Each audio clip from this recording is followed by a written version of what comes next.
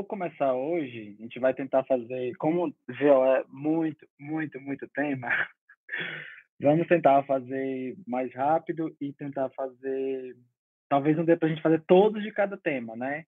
E, mas a gente vai fazer o máximo que der e as dúvidas que a gente for tendo, a gente vai vendo aí o que é que dá para fazer, né? Porque realmente é muita coisa. Eu acho que todo mundo deve ter conseguido estudar tudo, né? Que não foi tarefa fácil. E aí vocês sabem, já podem me ajudar a fazer qualquer interferência quando quiserem. E aí a gente vai começar então com prolapso, porque essa aula foi uma aula que ele focou bastante, desenhou, escreveu, falou que ia cair, já caiu na outra prova, caiu na prova de CDE. Então, eu vi um monte de prova, né, para ver, para tirar algumas que possa ser que caia aqui para a gente, tá? E aí tá misturado o provas e coisas dos slides, certo? Nos flashcards. Então, vamos começar.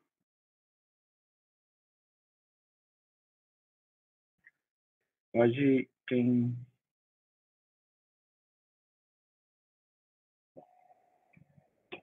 Então, vamos lá. Essa é sobre incontinência urinária, que ela está no mesmo slide de prolapso genital. Por isso que vai estar os dois assuntos juntos, certo? Então, aqui a primeira fala sobre incontinência. Aí essa questão foi uma questão que caiu lá na prova da UPA-CD, na final lá, né? Que ele tem as duas incontinências, a de esforço e a de urgência. E aí ele tem uma tabela lá no slide dele que ele dá os sinais de cada uma dessas incontinências. E aí ele fala da nictúria. Qual é, né? Em que tipo de incontinência eu tenho uma nictúria, né? É importante, assim, esse paciente tem a urina à noite, ele fica a noite o tempo todo urinando, sem controle. E qual o tratamento que a gente faz para esses pacientes? Alguém chegou a ver essa questão? É medicamentosa e de urgência. De urgência.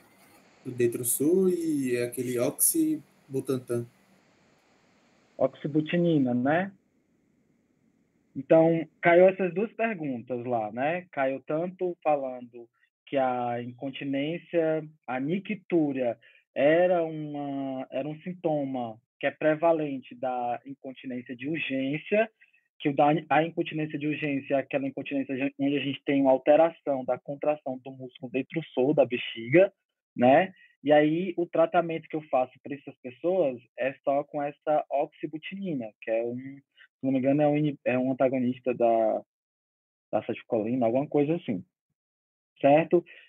Já na incontinência de esforço, né, quando tem alteração no ângulo lá da uretra, e aí aumenta as pressões, e aí, nesse caso, na de esforço, o paciente ele não tem uma nictúria, não é frequente ele ter nictúria, certo? Então, quem não viu essa tabela, é bom você tá lá no slide de prolapso genital, tem dois sintomas mais característicos de cada uma. Uma é ele não consegue controlar quando ele começa a micção, por exemplo, se eu não me engano, é de esforço, e já na de urgência, depois que ele começa, ele não consegue controlar, certo? Depois que começou a micção, já vai com tudo. Mas a de esforço, na hora que ele começa a micção, se ele voltar para uma posição, tipo assim, que não faz mais o esforço, ele para. Então, ele consegue controlar. Esse é outro sinal que diferencia bem uma da outra. Um é a nictura e outra é a questão de parar ou não no ato da micção. Vejam esse slide.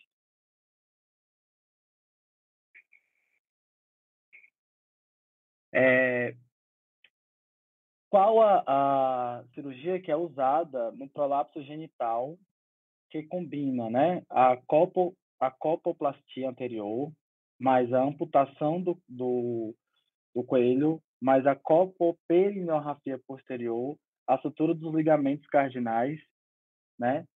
Faz isso tudo em uma única cirurgia, né? Isso aqui é uma questão de prolapso genital. ele falou na aula que ia cobrar, que tinha que saber o que é que está tendo ali a protusão pela genitália e qual tipo de cirurgia que eu vou fazer para cada estrutura. E eu vi que realmente tem um monte de questões nas provas dele sobre isso. Inclusive, na prova de CDE caiu uma dessa.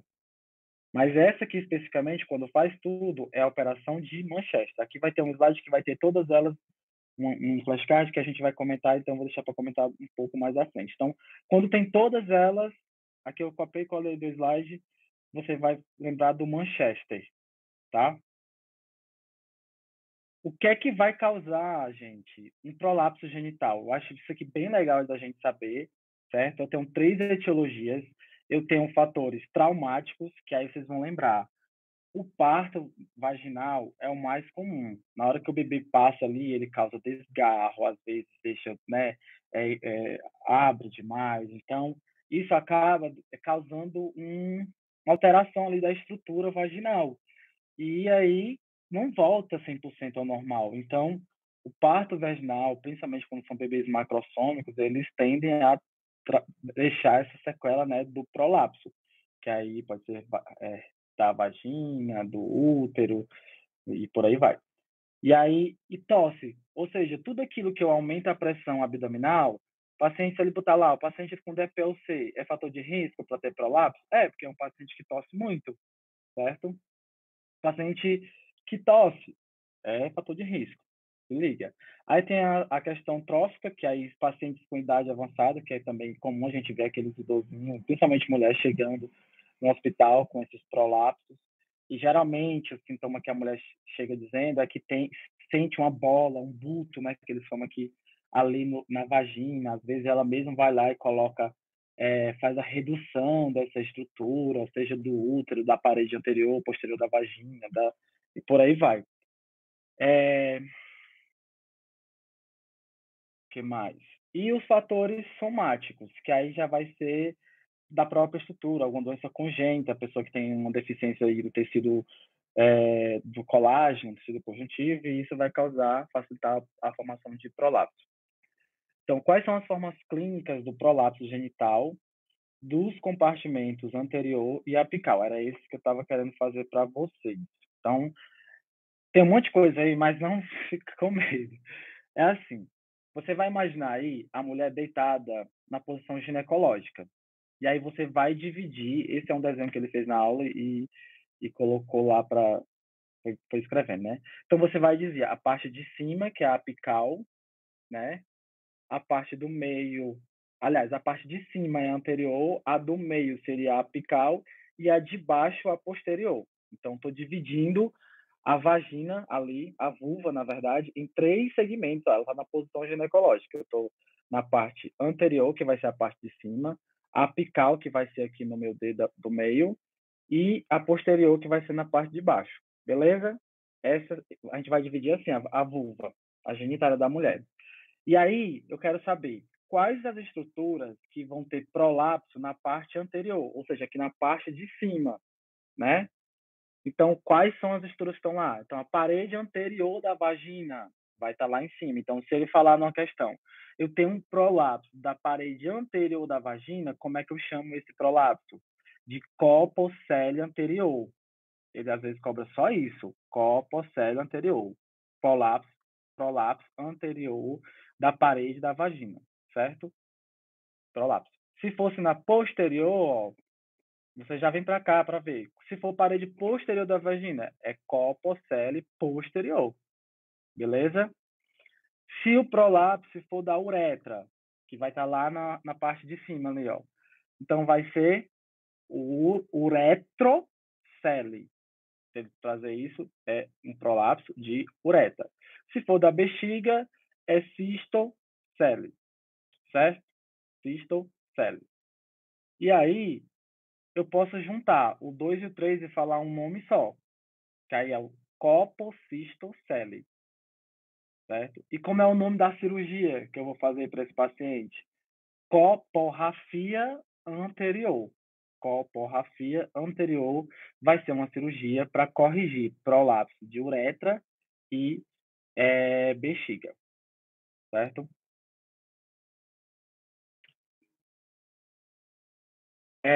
O útero, esterocele. Aí isso aqui tem várias questões sobre isso, né? Quando eu falo esterocele, ou eu vi outras falando uterocele, é prolapso do útero, certo? Quando eu tenho um prolapso do útero, qual a cirurgia que eu vou fazer para resolver? Eu vou fazer uma histerectomia vaginal, certo? A histerectomia lá pela vagina. Eu entro pela vagina e tiro o útero por lá. Se for uma, uma, um prolapso do munhão vaginal, né, que é aquelas pacientes esterectomizadas, fica só o munhão vaginal, aí tem um prolapso. Aí a cirurgia vai ser essa de Simoprates, que ele te falou que tinha que saber esse nome, né? Para a UP de CDE, caiu essa sarcopráxia, que é quando eu faço a cirurgia por via abdominal. Para a gente vai que cai o Simoprates, certo? Então, se for lá, cirurgia do munhão vaginal, eu chamo de cirurgia de Simon-Prax. E retocele, e aí eu acho essa aqui bem interessante, assim, para casquinha de banana, que só vai saber quem estudou, né? Se for uma protusão, um prolapso de asa intestinal, a asa intestinal ali, ela se apoia no fundo de saco de Douglas, né? Aí vai descendo com ele. Então, como é que eu vou chamar? É lógico que ele não vai colocar Douglas Celi. Ele vai colocar Elitrocele, esse prolapso. Então, se tiver lá uma questão Elitrocele, você vai saber que é um prolapso de asa intestinal, que vem lá pelo fundo de saco de Douglas, descendo junto com tudo. Certo? E aí a cirurgia para ele vai fazer essa sutura ou essa aplicatura dos ligamentos útero-sacros. E o 1 e o 2, que é a cuporretocele, que é coporrafia posterior. Esses nomes aqui, às vezes, não faz sentido para mim, mas eu anotei igual ele falou na sala. Então, você tem que saber nomear a cirurgia e a estrutura. Fábio, então, quando tem esse prolapso de munhão vaginal, é isso? Que aí Isso. Faz a Simons-Prates. Isso. Se ele falar assim, ó, se eu vou fazer a cirurgia, eu tenho um prolapso de munhão vaginal, certo? Tá lá aquele munhão, né, vaginal saindo pela vulva, na genitália. Qual cirurgia que eu faço? Se for por via vaginal, é o Simoprates. Se ele falar por via abdominal, sacropraxia, que ele cobrou pela resposta que a galera lá que eu vi na prova, a resposta era sacropraxia. Então, é porque ele deixou claro que era de via, fazia a cirurgia para tirar esse munhão, para resolver por via abdominal. Entendeu? Entendi. Obrigada. Então, tem que saber, gente. Aposta uterocele, qual é a cirurgia que você vai fazer, que é a esterectomia vaginal, essa questão eu vi várias vezes também, e a do munhão. Eu acho bacana saber. E essa do elitrocele, que é da alta. Aí, esse aqui era o que ia complementar, graças a Deus que já veio agora. Qual a estrutura para esse prolapso dessas estruturas, né? A gente usa um ponto anatômico lá da genitália para definir se esse prolapso é de um grau 1, 2 ou 3. Qual estrutura é essa? O ímen. Exatamente. Então, o ímen é a estrutura anatômica que a gente vai usar. Então, se ela chegou, se o útero chega ali e fica antes do ímen, ele vai ser grau 1. Ele está baixando, mas ele não chegou no ímen. Se ele está igual com o ímen, é grau 2. Se ele passa do ímen, é grau 3. Tá? Tinha uma imagem, mas... Distintas estruturas pélvicas interatuam em mantenimento ou na suspensão desse aparato genital, que é para não ocorrer o colapso, né? Denominada complexo primário, que vai estar formado por 3 estruturas que vão estar lá sustentando esse aparato para ele não sair. Se eu tenho debilidade nessas estruturas... Fábio. Então, lá, ele falou, Jonathan, ímen. E no slide está ímen. Mas se ele colocar introito, vaginal... Porque o ímen está ali no introito, né? Tampando. Eu acho que são classificações diferentes. Não são, não. Você acha? Porque a do introito são os grados, né? Grau 1, grau 2, grau 3. E essa outra do ímen foi uma outra classificação. Eu também não entendi muito bem. Mas Porque é bem complicado. Eu acho que é o descenso, né, do órgão. As estruturas do prolapso. Na que ele desenha... Até ele fez um desenhozinho na sala. Que eu desenhei... Deixa eu ver se eu acho aqui. E ele falava assim, que era grau 1, grau 2 e grau 3. Eu coloquei esse desenho tá em algum lugar, em algum desses flashcards. A gente vai já ver. Mas eu vou, assim, coloquei IME porque estava lá no slide, exatamente assim, certo? Daquela forma. E classificava, porque você tem que ter um ponto para classificar. O que você tem que saber se está lá dentro é grau 1, se está igual ali, não saiu ainda da vagina, né? Não saiu para fora ali da vulva. É grau 2 e grau 3 é quando está exteriorizado. Fábio. Oi. Eu entendi que ele falou que existem duas classificações e que ia usar a antiga, a que usaria era do introito, e que existia que para especialista obstetra a que usava pelo ímen. Certo. Mas no fim das contas é a mesma coisa, eu acho. Porque o introito vaginal quem tampa, né? O ímen. Isso. Então, só entendendo o conceito, eu acho que a gente consegue resolver. Se cair uma dessas, a gente consegue. Eu coloquei uma no grupo, acho que foi essa que eu coloquei ontem no grupo, foi no Instagram, que era o grau 3. A questão tinha aqui um texto, você só dizia assim, tá saindo, a mulher tá tendo que fazer redução. Então, é porque tá saindo ali, exteriorizando, né, da vulva. Então, vai ser que grau? Entendeu? 3.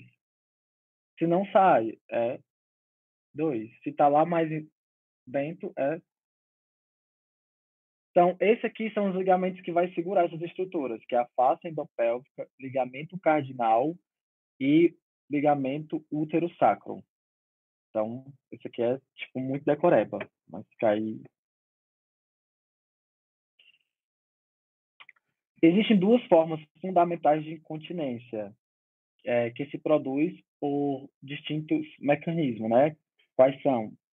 Então, seria aquela acho que a gente estava comentando antes, que eu tenho uma incontinência de urgência, certo? Que é causa, ou também posso chamar dessa discinesia do músculo detrusor, que é esse músculo ele vai estar hipersensível. Então, qualquer coisinha ele contrai e joga a urina para fora.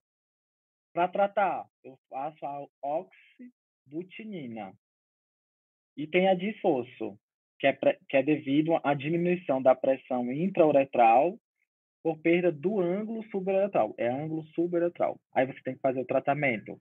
Faz a cirurgia para corrigir esse ângulo dessa uretra e ela ficar nesse ângulo normal de novo. Às vezes pode ter as duas, aí a gente chama de mista. Aí o tratamento vai ser tanto com cirúrgico quanto com a oxibutinina. Decorar esse remédio aí também. Em quantos graus estão classificados o prolapso? Era isso aqui, ó. Esse desenho eu fiz na aula dele, inclusive. Certo? E foi isso que eu meio que decorei. Tá? Então, o grau 1, né? O órgão ele está descendeu. Vamos supor que aqui é o introito, a porta da vagina, digamos. E aí, ó, se o órgão desce um pouquinho, você vai dizer que é grau 1. Se ele desce e fica na portinha, é grau 2, certo? Ó, ele não sobrepassa o introito vaginal, essa área onde fica o líquido. E o grau 3, né? Ele sobrepassa. Ó, sobrepassa aqui a vulva, ele está exteriorizando. Então, se a questão falar que tem exteriorização do órgão, você já vai de cara para o grau 3. Beleza? Ó, como é que cai a questão? Certo? O paciente de 60 anos é uma rectocele grau 2.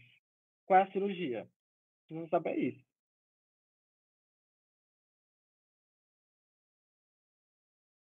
Alguém sabe essa? iria de histeroscopia vaginal, se pá. Alguém dá mais? Não. Colporráfia posterior. É retrocélio grado 2. Retocélia, no reto, né? Então, por isso, tem que saber aquele flashcard lá. Amanhã, olha de novo, porque tem vários, que é o nome da estrutura, como chama, e o nome da cirurgia, entendeu? Ele falou que ia cobrar isso. E eu vendo as questões, tem várias questões de fato sobre isso. E ele falou a do ovário, Simon Pratt, tema de exame. Eu assisti essa aula junto com a Ilusca, que está aí com a gente. No dia tava a turma dela. O prolapso genital, marche o correto. Ele não se relaciona com o incremento excessivo e frequente da pressão intraabdominal?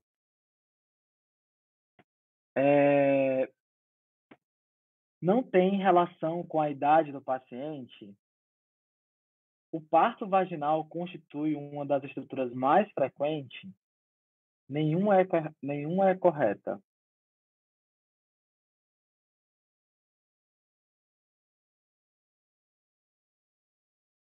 Alguém sabe? C? C? C. Sei, né, gente? A gente viu que o parto, até da historinha aqui, o parto vaginal ali, o bebê nada, às vezes causa um estrago, então fica difícil. Não se relaciona com excesso e frequente pressão intraabdominal? Não, ele se relaciona, que a gente falou aqui da pessoa que tosse muito, pessoa obesa, que aumenta a pressão intraabdominal. E não tem relação com a idade, quanto mais velhinho, mais os tecidos vão ficando frágeis, né, flácidos, e promove. Então tem que saber essas coisinhas assim, fator de risco, ele adora.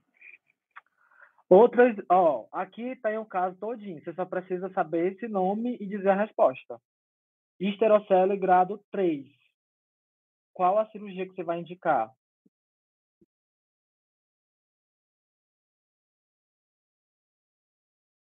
Eu nem li o resto. Agora sim é histerectomia vaginal. Vaginal. Cuidado que tem abdominal aqui, também. Certo? Histerectomia vaginal. O útero, você não vai abrir uma mulher, se você pode tirar pela vagina, ela vai ficar sem cicatriz alguma. Aí você faz a histerectomia e tira esse útero pela vagina. Dá para fazer. Se passa um bebê, por que não vai passar um útero, né? Qual é a cirurgia que está indicado para o prolapso de munhão vaginal? Já está para vocês não esquecerem. Qual é, Pablo? Simon? Simon. Pronto. Aí, gente, não esquece essa. Essa vai cair. Aqui. Vamos lá. Quase 80 anos, consulta com sensação de corpo estranho na vagina, o exame ginecológico, se constata uma manobra de Valsalva por descenso de parede vaginal anterior, que chega à rima vulvar, né? E sobrepassa. Que tipo de prolapso genital é esse? 3.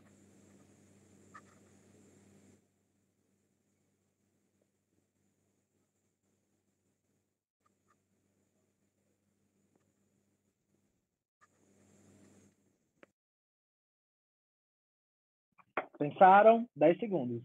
Eu posso dar, porque senão não vai dar tempo.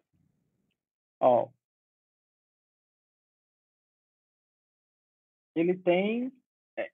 Esse grau é um grau 3. Eu não concordo com nenhuma dessas questões aqui, certo? Com cistocele, cisto não sei o quê. Porque quando é vagina, se é parede anterior da vagina, certo? Era para ser, né, copocele anterior, grau 3. Só que não tem nenhuma com esse... Eu fui pelo grau.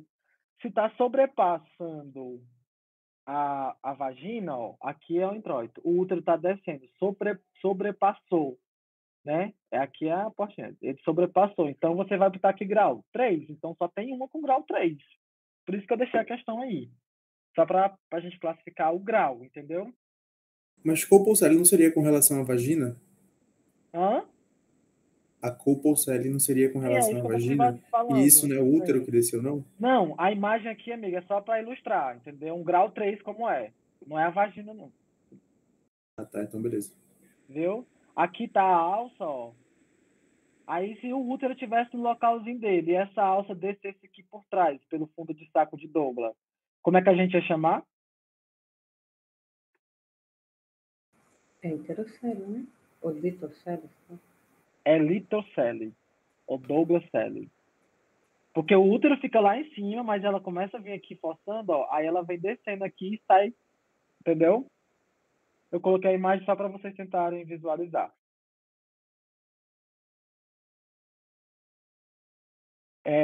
Quando está indicado uma esterectomia vaginal em um paciente com prolapso genital.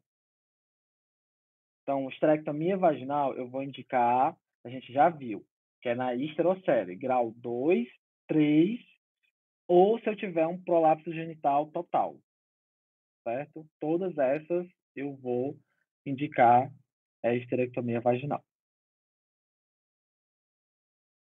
Pronto. Primeiro foi. Deu para entender, meu povo? Vamos para mais uma. E aquela operação de Manchester? É Então, quando desce tudo? É, tudo. Lá eu coloquei igual tá lá no slide dele, sabe? É como se tiver tudo, é Manchester. No dia da aula dele, ele colocou 3, aí ele colocou uma cirurgia, disse que fazia tudo de uma vez só, tinha um nome específico, mas eu não anotei o nome. Mas eu vendo o slide, que é a única que é a mais completa, que é munhão, vaginal, anterior, posterior, todos os segmentos lá, é o de Manchester. Então, se tiver algum dessa, com todas as estruturas, eu vou colocar a Manchester. Que eu acho que é certo. Se você ler lá a definição, no slide tem de prolapso. Dê uma olhadinha lá depois, que tá aqui também. Aí você vê como é tudo.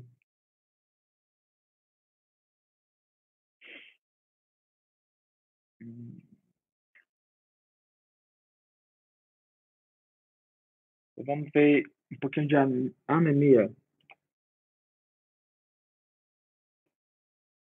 Tem muita questão de anemia. E assim, ele gosta muito de porcentagem, né? Decorar as porcentagens, valores de exames. Infelizmente, é o padrão das provas dele.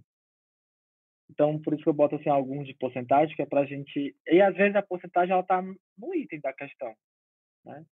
Então, 75% das anemias do embaraço são ferropriva. Então, tem que saber que isso aqui é verdade, né? Então, você tem que saber, 75% das anemias do embaraço vai ser ferropriva, que é por deficiência de ferro. Então, são anemias microcíticas, né? Tem que saber também que ferropriva dá anemia microcítica.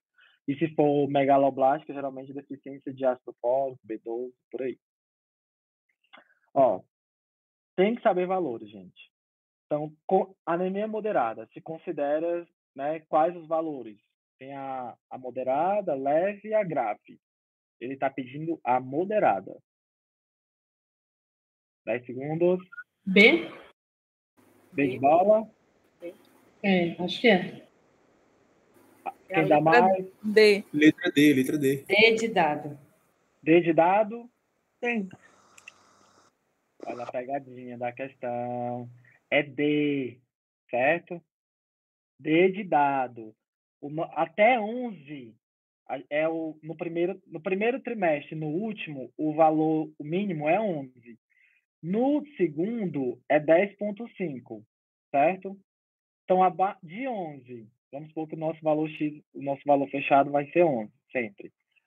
De 11, abaixo de 11 é o quê? 10,9. Até 8 seria moderado, certo? Digamos, até 8,1. E abaixo de 7 seria severo. Então, a leve, na verdade, é de 11 até 10. Aí, de 10 ao 8, moderado, né? E de 7 Fábio, para baixo é severa. tu achas que ele vai pedir também valor de hematócrito? Hã?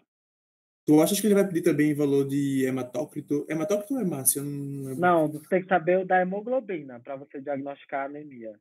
Aí o que eu vi muitas questões, amiga, ele pedindo valor da hemoglobina, das transferrina, quando que você identifica que ela tá, o índice de saturação de transferrina para você, se ela está uma anemia ou não. E também quando você identificou a anemia, você começou a tratar. Aí o reticulócito, quantos dias vai estar bom? Hemoglobina, quantos dias vai melhorar? Para você ver se você sabe, entendeu? Se o seu tratamento está efetivo ou não. Vai ter as questões aqui. Tipo essa.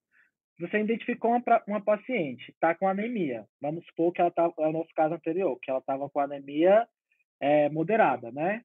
Que era de 7,1 a 8, era 10 ponto alguma coisa.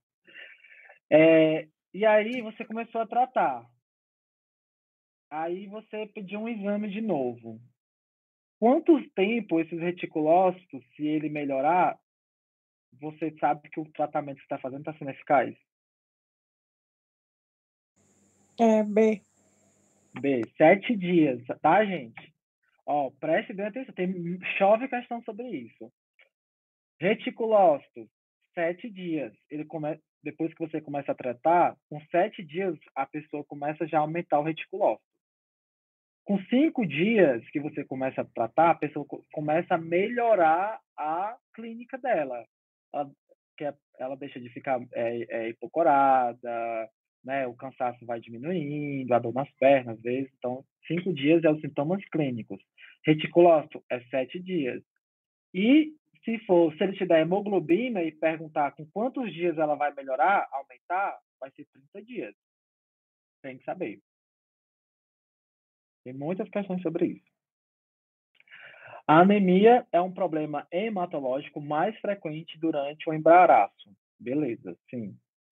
Sendo a anemia ferropênica é uma das causas mais frequentes, às vezes ele não bota a porcentagem, mas a gente viu a primeira que a gente viu, 75% das anemias era ferropênica, ferropriva, né?